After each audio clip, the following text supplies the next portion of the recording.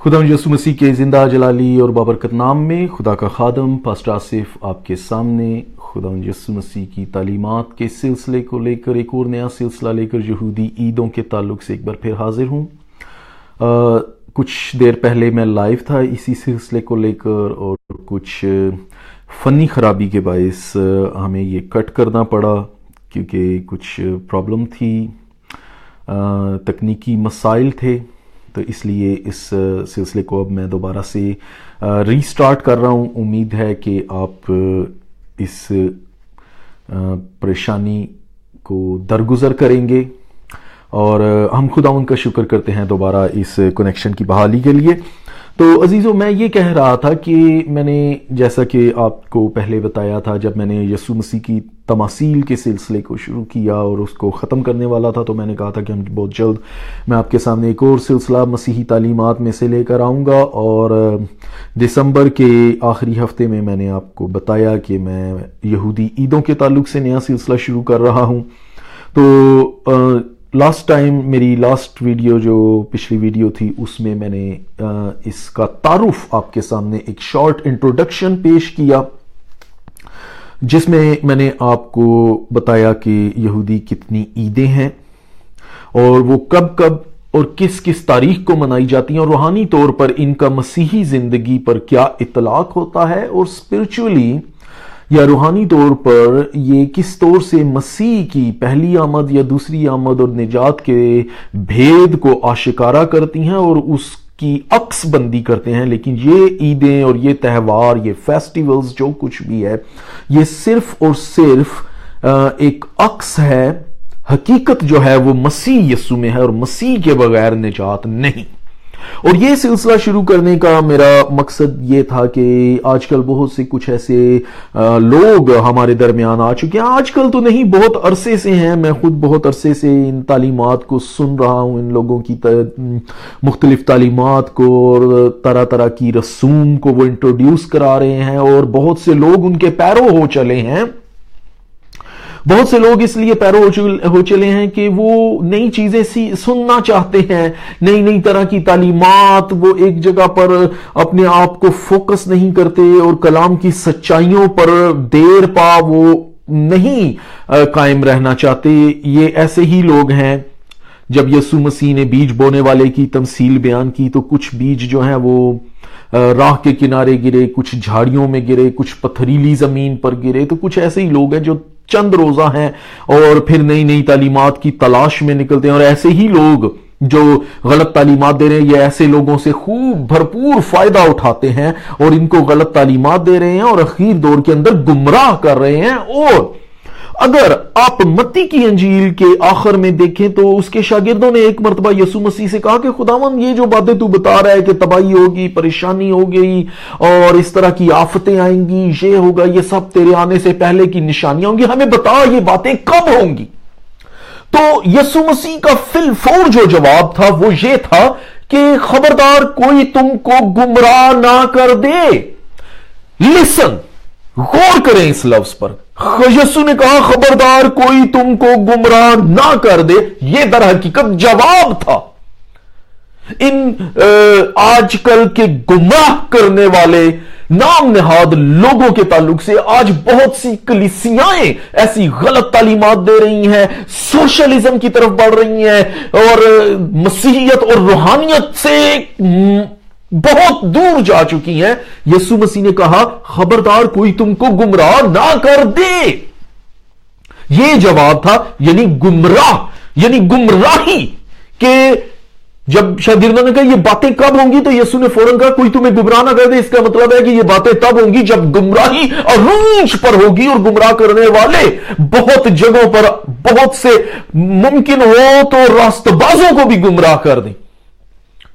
تو آج ہم اس دور میں سے گزر رہے ہیں۔ آج بہت سے لوگ مسیحیت کی تعلیمات کو بگاڑ رہے ہیں۔ میں نے پچھلے جو ان عیدوں کے تعلق سے میں نے انٹروڈکشن دیا، آپ میرے فیس بک پہ، یوٹیوب پہ جا کے اس کو دیکھ سکتے ہیں، جیوش فیسٹس اور فیسٹیولز انٹروڈکشن، ان کا تعارف، یہودی عیدیں، ان کا تعارف، تو اس میں دیکھ سکتے ہیں کہ ان عیدوں کے نام بنام میں نے آپ کو سارے نام بتائے، ان کی تاریخیں بتائیں، اور اب فردن میں ایک ایک عید کے تعلق سے مختصراً بیان کروں گا۔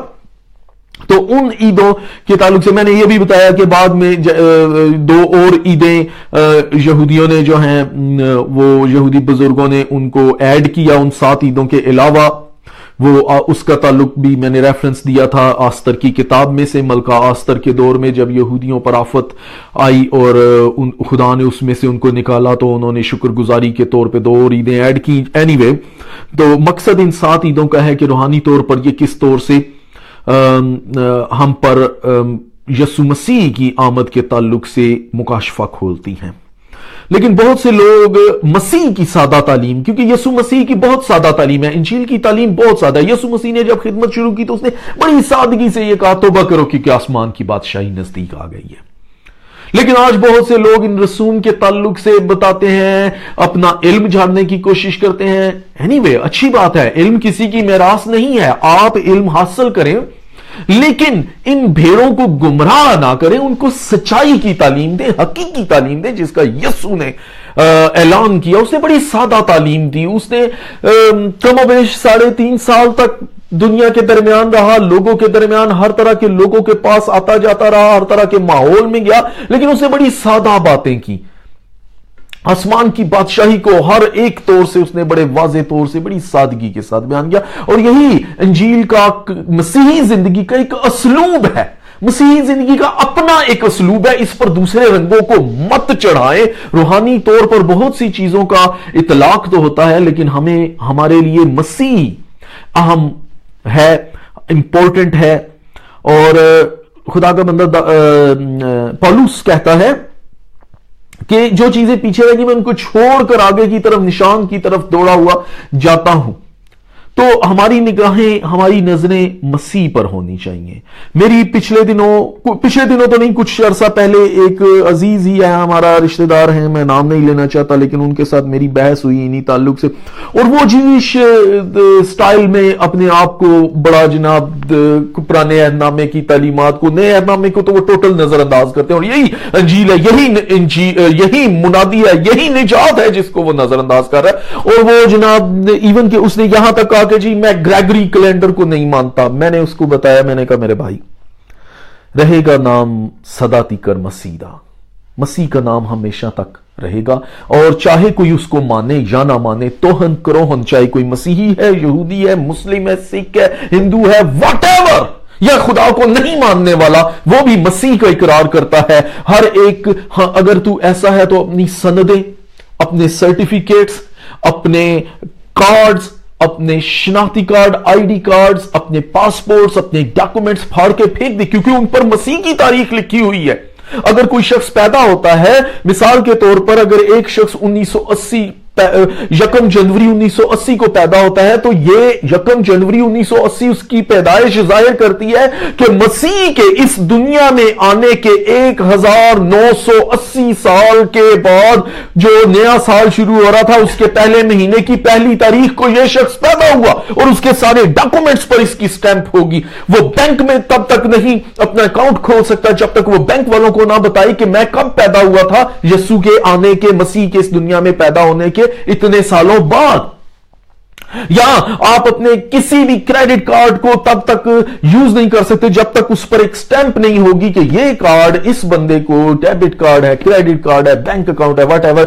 مسیح کے اس دنیا میں آنے کے اتنے ہزار، اتنے سو، اور اتنے مہینوں، اتنے سالوں کے بعد، اتنے دنوں کے بعد اس کو ایشو ہوا، اور یہ اس کے اتنے، مسیح کے اتنے سالوں، اتنے مہینوں، اتنے دنوں کے بعد ایکسپائر ہوگا. اگر ایسی بات ہے تو آپ پھر اپنی بات پہ قائم رہیں اور ان باتوں کو چھوڑیں کہ نہیں بھی اس پہ تو مسیح کی تاریخ لکھی ہے جس کو ہم نہیں مانتے، ہم تو یہودی کیلنڈر کو مانتے ہیں، یا اسلامک کیلنڈر کو مانتے ہیں، یا کسی اور کیلنڈر کو مانتے ہیں. ارے بھائی، آپ چاہیں یا نہ چاہیں مسیح کا آپ اقرار کرتے ہیں، توہن کروہن. ایون کہ یہودی لوگ جو مسیح کو مانتے ہی نہیں سرے سے، وہ بھی مسیح کا اقرار ہر لحاظ سے کرتے ہیں. ہم لکھتے ہیں AD یا BC اینو ڈومینی ان دا ایئر آف آور لارڈ، یا قبل از مسیح، اور پھر BC بیفور کرائسٹ، قبل از مسیح، اینو ڈومینی ان دا ایئر آف آور لارڈ. یہودی اس کو نہیں مانتے، وہ AD نہیں لکھتے. अगर उन्होंने 1980 लिखना है तो वो 1980 एडी नहीं लिखेंगे, वो 1980 1980 सीई लिखेंगे। कि मसीह का वो मानना, वो कहते हैं हम नहीं मानते इसलिए हम नहीं लिखेंगे एनो डोमिनी, हमारे खुदावंद का साल, या मसीह का इकरार नहीं करेंगे। लेकिन उनके पल्ले ये बात नहीं पड़ती कि अगर वो 1980 या 2017 या 2018 भी लिखते हैं और उसके साथ सीई लिखते हैं, तो सीई का मतलब है क्रिश्चियन इरा। जब वो क्रिश्चियन कहते हैं तो वो फिर भी मसीह का तो इकरार करते हैं कि मसीही दौर के 2018 साल। तो मेरे भाई, खैर मैं दूसरी तरफ निकल गया, तो ये थोड़ा सा मैं बताना चाह रहा था कि ऐसे गुमराह करने वाले लोगों से किनारा कीजिए और मसीह की सादा तालीम, ये खुदा का जिंदा कलाम, खुदा के मुंह का कलमा, जिंदा कलाम बाइबल मुकद्दस हमारे लिए नूरे हदायत है। ये हमारा चश्मे, हमारे लिए रास्ते का चिराग है। दाऊद कहता है तेरा कलाम मेरे कदमों के लिए चिराग और मेरी राह के लिए रोशनी है। मैंने कसम खाई है और इस पर कायम हूं। बाइबल मुकद्दस की तरफ रजू करें। झूठी रसूम को, झूठी बातों को सोचना, उन पर अमल करना छोड़ें। सच्चाई, यीशु मसीह ने कहा राह और हक और जिंदगी मैं हूं। और अगर फिर यीशु मसीह का, अगर तुम सच्चाई से वाकिफ होगे तो सच्चाई तुमको आजाद करेगी। यीशु मसीह हक है, यीशु मसीह सच्चाई है, वही आजाद कर सकता है। मैंने पिछले ये ईदों के ताल्लुक से आपको इन रस्मों से निकलने के लिए कहा था और मैंने उसमें एक बात कही थी कि यीशु मसीह ने क्या कहा, कलाम में क्या लिखा है, हम यूहन्ना की इंजील में क्या पढ़ते हैं कि बस अगर बेटा तुम्हें आजाद करे तो तुम वाकई ही आजाद हो। यू आर फ्री इंडीड, तुम वाकई ही आजाद हो। तो ये किस तरह से आजाद है? ये इन झंझटों से, इन तरह तरह की रस्मों से आजादी है। सादगी के साथ मसीह को कबूल करो। अगर एमाल की किताब में पढ़े तो क्या लिखा है कि उनके दिलों पर चोट लगी। उन्होंने कहा भैया हम क्या करें? उन्होंने कहा कि यीशु मसीह के नाम पर बपतिस्मा लो तो तुम इनाम में रूहुल कुद्स पाओगे। बपतिस्मा, बैप्टिज्म, रियल बैप्टिज्म। यहां तो ऐसी ऐसी कलीसियां हैं जिन्होंने बपतिस्मों को बिगाड़ दिया। इरशाद आजम क्या है? ग्रेट कमीशन क्या है? यीशु के अपने मुंह के अल्फाज क्या है? मत्ती में मैं 2 रेफरेंसेस आपको देता हूं। मत्ती 3 बाब में जब यूहन्ना ने उसको मना किया कि मैं तो आप तुझसे बपतिस्मा लेने का मोहताज हूं, तो उसने क्या कहा? अब तो होने ही दे, हमें किस तरह सारी रास्तबाजी पूरी करना जरूर है, हमें इसी तरह सारी रास्तबाजी, ये रास्तबाजी का निशान है, और इसी तरह, किसी और तरह नहीं, और इसी तरह किस तरह? जिस तरह यीशु ने रास्तबाजी पूरी की, प्रॉपर पानी के अंदर। यहां तो ऐसी ऐसी बिगड़ी कलीसियाएं हैं जिन्होंने उस बपतिस्मे को बिगाड़ के रख दिया है। और फिर यीशु मसीह ने आखिर में क्या कहा? अगर हम मत्ती की इंजील के आखिर में देखें ग्रेट कमीशन, तो क्या कहा? बस जाकर सब कौमों को शागिर्द बनाओ और उन्हें बाप और बेटे और रूह कुद्स के नाम से बपतिस्मा दो। अफसोस कि हमने यीशु के अल्फाज को तो छोड़ दिया है, तरह तरह की रस्मों में पड़ के गुमराह कर दिया है। और बहुत से चलो गुमराह करने वाले तो हैं, लेकिन हमारी कलीसिया भी ऐसी है कि कलाम में खुदा का बंदा क्या कहता है कि अपनी कानों की खुजली के बायस, और यह बात सच है कि आज हमने अपने कानों की खुजली के बायस तरह तरह के उस्ताद बना लिए हैं। खैर हम उस तरफ आएंगे। आज जो पहली ईद जिसके ताल्लुक से मैं बयान करना चाह रहा हूं वो है ईद फसा, पासओवर। यह पहली ईद है और यह रूहानी तौर पर यीशु मसीह की मसलूबियत का निशान है या उसका अक्स है। और जैसे लास्ट टाइम मैंने इंट्रोडक्शन में इनकी तारीखें भी बताई, तो ये अबीब या निसान के महीने में जो इसका हमें खरूज 12 बाब के अंदर पूरा उसके पहली 49 आयत, बल्कि पूरा 12 बाब हमें इस पूरी ईद के ताल्लुक से हमें बड़ा वाज़े तौर से बताता है कि ये किस तरह से मनाई जाती है। और ये गालिबन इसका 10 तारीख को, जो यहूदी कैलेंडर का पहला महीना है, उसकी 10 तारीख को यह सिलसिला शुरू होता है। ये 14 तारीख को मनाई जाती है और इसके हवाले हमें खरूज 12 बाब में मिलते हैं, पूरा का पूरा 12 बाब। फिर गिनती 9 बाब और उसकी तीसरी आयत, या 28 बाब और उसकी 16 आयत में भी हमें मिलते हैं इसके हवाले।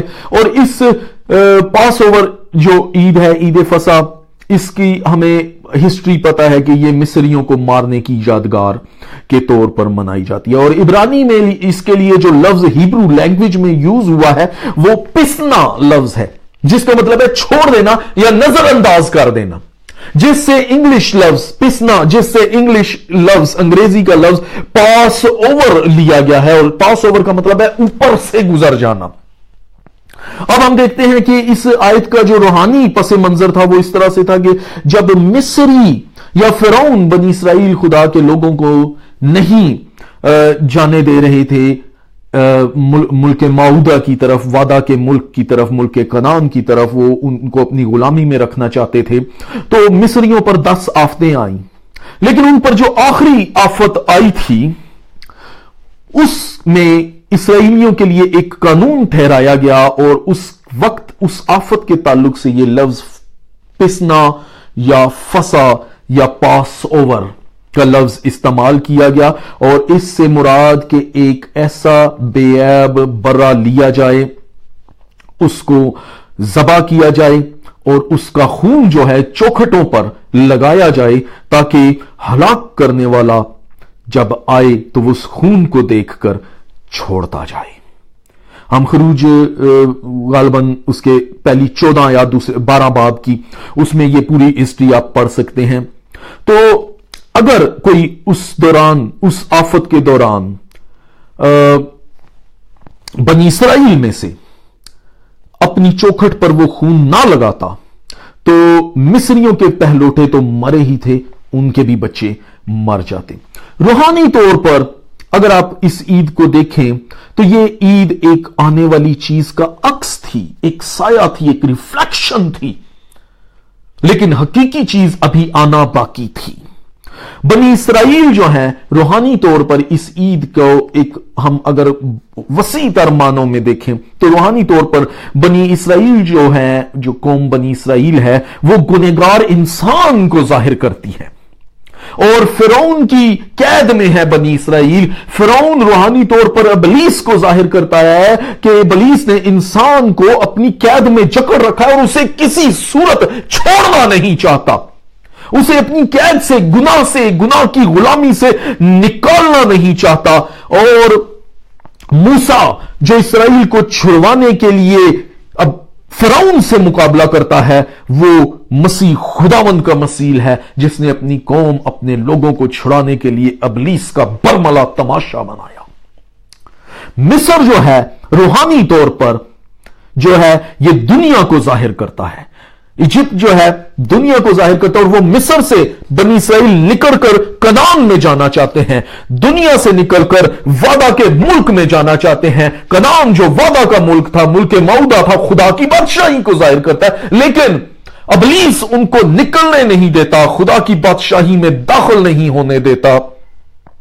اور برے کا جو لہو تھا وہ مسیح کی قربانی کو ظاہر کرتا ہے کہ جس پر مسیح کا لہو ہے اس پر ابلیس کا کوئی اختیار نہیں، اور ابلیس اسے روک نہیں سکتا. اب فرعون کے جو بگاڑ لینے والے، جو فرعون نے اپنے بگاڑ لینے والے ان پر مقرر کیے تھے کہ ان کو ہر طرف سے تنگ کریں، گھیر کر رکھیں، یہ در حقیقت ابلیس کے فرشتے یا ابلیس کی بدروہیں ہیں. اگر افسیوں کے خط میں اس کے 6 باب کے اندر دیکھیں کہ 10 آیت سے یہ سلسلہ اگر آپ پڑھیں تو آگے 10، 11، 12 آیت میں کیا لکھا ہے کہ ہماری جنگ خون اور گوشت سے نہیں بلکہ شرارت کی ان روحانی فوجوں سے ہے جو آسمانی مقاموں میں ہے. تو یہ ابلیس کے جو کارندے ہیں، یہ شرارت کی روحانی فوجیں، روحانی طور پر ابلیس کے حاکم جو ہیں، یہ فرعون کے بیگار لینے والوں کو ظاہر کرتے ہیں. اور فرعون کی جو ہٹ دھرمی ہے کہ بار بار اس پر مصیبتیں آتی ہیں، آفتیں آتی ہیں، اس کا ملک تباہ ہو رہا ہے، لیکن وہ پھر بھی ہٹ دھرم ہے کہ وہ جانے نہیں دے رہا. یہ در حقیقت ابلیس کی صحیح عکاسی ہے کہ وہ ابلیس جو ہے وہ سخت دلی کے ساتھ چاہے کچھ بھی ہو وہ لوگوں کو اپنے شکنجے سے نہیں آزاد کرتا. ابلیس کی ہٹ دھرمی فرعون کی ہٹ دھرمی ابلیس کی سخت دلی کو اور اس کی مضبوط گرفت کو، کہ اس کی گرفت ایسی مضبوط ہے کہ کوئی انسان اس کی گرفت سے آزاد نہیں ہو سکتا جب تک بیٹا آزاد نہ کرے، جب تک یسوع مسیح کے پاس کوئی نہ آ جائے۔ صرف یسوع مسیح کے نام میں نجات اور آزادی اور مخلصی اور رہائی اور ہمیشہ کی زندگی ہے۔ ورنہ اگر مسیح کے علاوہ کسی اور طرف جاؤ گے، کوئی اور رسمیں کرو گے، چلے کرو گے، یہ کرو گے، وہ کرو گے، قربانیاں دو گے، نیکی کے کام کرو گے، کچھ نہیں ہو سکتا۔ ہمارے اپنے نیکی کے کام خدا کی نگاہ میں گندی دھجیوں کی مانند ہے۔ صرف اور صرف خدا کا فضل، یسوع مسیح صرف، اور کوئی راستہ نہیں ہے۔ Only Christ Jesus. اور ابلیس کی جو گرفت ہے وہ انسان کو چھوڑنے پر راضی نہیں جب تک کہ خدا کا لہو، اور اس گرفت سے آزادی کے لیے کیا چیز امپورٹنٹ ہے؟ برے کا لہو۔ اور یہ عید فصح روحانی طور پر اس چیز کو ظاہر کرتی ہے۔ جب تک انہوں نے اپنے دروازوں پر برے کا خون نہیں لگایا وہ محفوظ نہیں تھے۔ جب تک ہم اپنے دل کے دروازے پر یسوع کا لہو نہیں لگاتے، ابلیس ہمیں نہیں آزاد کر سکتا جب تک یسوع کا لہو، وہ لہو آج بھی جاری ہے۔ اپنے دل کے دروازے پر لگانے کی ضرورت ہے۔ روحانی طور پر اگر اس میں دیکھیں تو یہ عید فصح میں جو برا خدا نے بنی اسرائیل کو حکم دیا تھا، اس میں کہا تھا کہ اس کی کوئی ہڈی نہ توڑنا۔ اور ایگزیکٹلی اگر آپ یوحنا کی انجیل اس کے 19 باب کی 36 آیت میں دیکھیں تو یہ نوشتہ یسوع میں جا کر پورا ہوتا ہے کہ جب اس کو مصلوب کیا گیا تو اس کی کوئی ہڈی نہ توڑی۔ اس کے دائیں بائیں تھے، ان کی ٹانگیں توڑ دی گئیں، لیکن یسوع کی انہوں نے کوئی ہڈی نہ توڑی، کیونکہ یہ روحانی طور پر یسوع مسیح کو ظاہر کرتا تھا۔ اب عید فصح کا جو نبوتی اطلاق ہے، جو لازم تھا، یہ مسیح میں پورا ہو چکا ہے۔ عید فصح کی جو اصل تصویر ہے یہ یسوع مسیح کی صورت میں ہمارے سامنے آ جاتی ہے، اور یسوع مسیح کی قربانی کے سامنے اب کسی اور قربانی کی ضرورت نہیں۔ بیلوں اور بچڑوں اور گایوں اور بھیڑوں کے خون جو ہیں وہ ہرگز گناہوں کو معاف نہیں کر سکتے۔ فقط یسوع مسیح، خدا کے بے عیب برے کا لہو، کیونکہ گناہ کی مزدوری موت ہے، اور موت سب انسانوں میں پھیل چکی ہے کیونکہ ہم موروثی طور پر گنہگار ہیں، لیکن اس گناہ کی مزدوری جو موت ہے، اس موت کو خدا کے بیٹے یسوع مسیح نے اپنے بدن پر اٹھا لیا، کیونکہ وہ بے عیب ہے۔ اس پر آدم کے موروثی گناہ کا اطلاق ہوتا ہی نہیں، کیونکہ وہ روح القدس سے جنما ہے، وہ انسان سے بالا تر ہے، اور وہ بے عیب اور پاک برا ہے، اس پر کوئی گناہ نہیں، اور وہ کامل قربانی ہے۔ اس کی قربانی کا اقرار کرنا ہی ہمارے لیے باعث نجات ہے۔ عید فصح کی اصل تصویر یسوع مسیح کی صورت میں ہمارے سامنے آ چکی ہے، وہی کامل قربانی ہے۔ اب صرف اور صرف اگر آپ ابلیس کی غلامی سے آزادی چاہتے ہیں، نجات چاہتے ہیں، تو ایمان کے ساتھ اقرار کریں اس کی قربانی کا۔ یہ قربانی کا اقرار ہمارے دل کے دروازے پر اس کے لہو کو، جو آج بھی جاری ہے، ہمارے دل کے دروازے پر لگتا ہے اور ہمیں ابلیس کی غلامی سے آزاد کرتا ہے۔